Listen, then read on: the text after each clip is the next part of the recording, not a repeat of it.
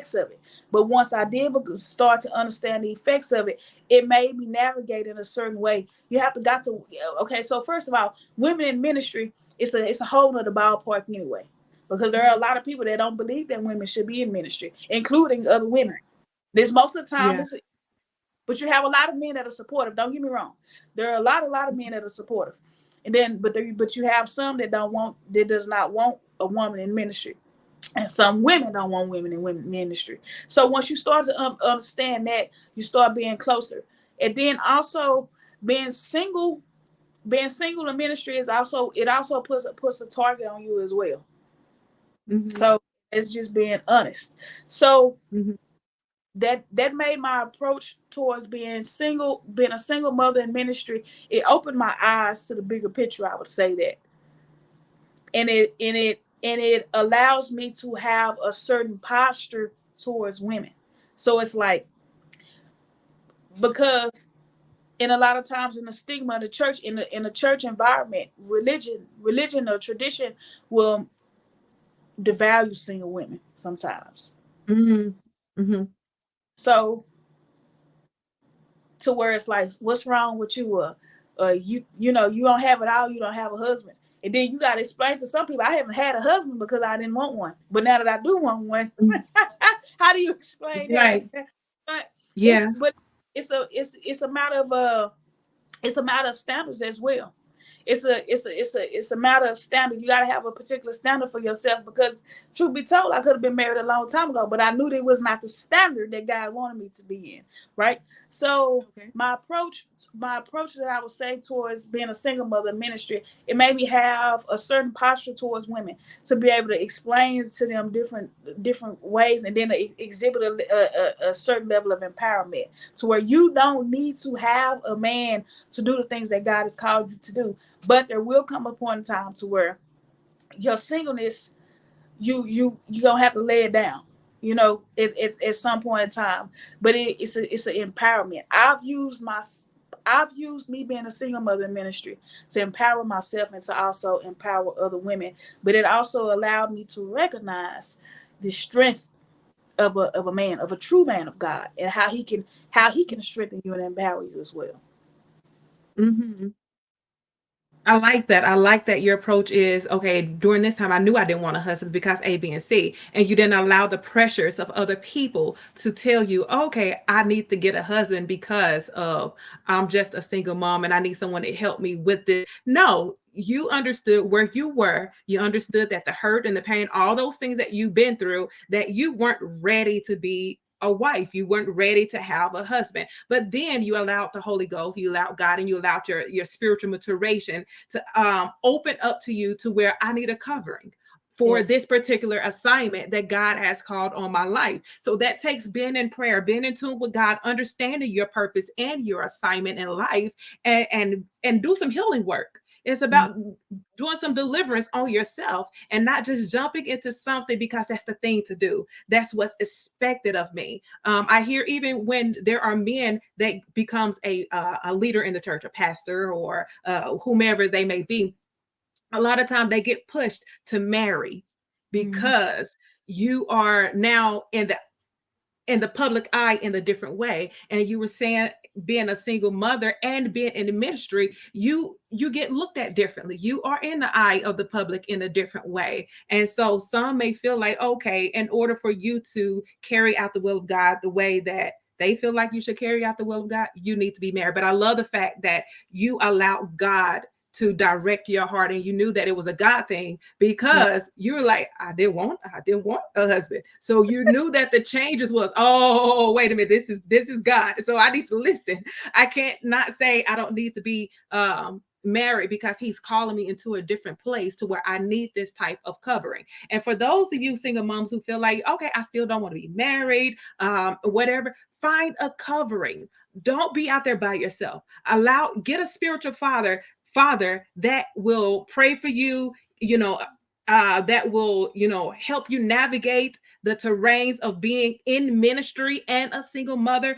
Find yourself a covering that is of God. Don't be out there on your own. Don't just say, I don't need anybody to cover me. God called me to this, because one, I feel like you're out of order still, because there is still an order to the kingdom of God. He has God, then Christ, then man over the woman. A, B, and C. Even if you don't have a natural husband, you have a kingdom husband. You Right. have I believe in Isaiah, he said he will be your husband. So if you are in a church where there is a man, the pastor there, that is your spiritual covering through the eyes of God. So do not reject who God has called to be your spiritual covering because you are a single mom in ministry and you are dealing with a lot of still hurt, anger, pain, all these things. Heal yourself before you open your mouth, I feel like, to speak in the lives of other people, because now you are speaking from the wrong place. You're speaking with the wrong attitude, and it will show. It will carry out, and you don't want that type of spirit to be spread amongst those that God has called you to deliver. But because you're not delivered, you're still doing more harm than help. A to the man. Mhm. How do you, can you share some of the challenges you face? I think we've already talked about as a single mother in ministry, as well as some of your most rewarding moments. Yeah. So I think we did just. I guess I jumped the ball, but No, you're fine. You're good. yeah. So being a single mother in ministry, the challenge is to be. So we want to have a blatant conversation here. To be honest, Mhm. you get hit on a little bit too much. You never know. Somebody looking at you sideways and all this, and that's like, I'm not here for all of that. I'm trying to do what the Lord has called me to do. I'm trying to speak and preach. But the thing is that, and then sometimes, that's not to say it's just the fact that, and sometimes it's inappropriate. It's by people that ain't got no business talking to you like that. It's like you got to navigate through all of that, and then. Sometimes you got the backlash of women too, because they feel like that you look that you good looking, you single and you good looking, and my husband might like you, so now I gotta be funny There acting you go. ain't nobody worried about your husband. You know what I'm saying? Like, even if Don't you, swear and sit down.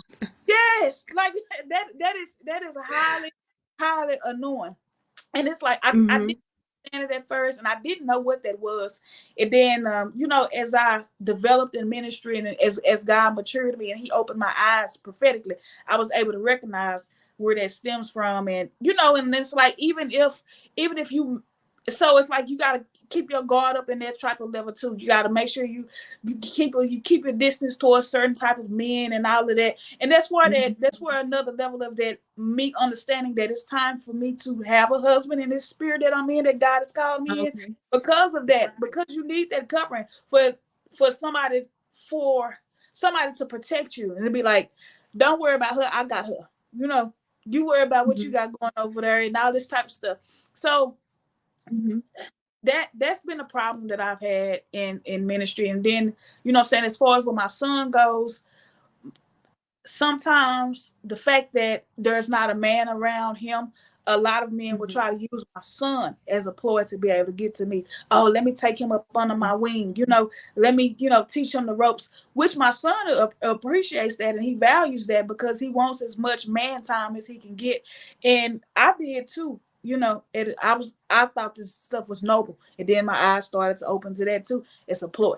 It's not always just a genuine thing. So it's like having to be guarded and to be mindful of certain situations, just to be extra, extra discerning. Things aren't always as what they seem sometimes. So having to understand that and having to navigate through that, but being I can't say that it's always been a downfall either, because people will support you in your singleness as well.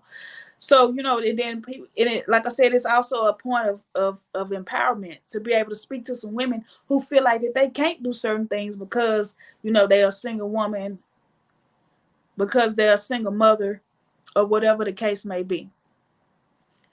But hopefully, me sharing my story towards being a single mother will not come against anything in those regards.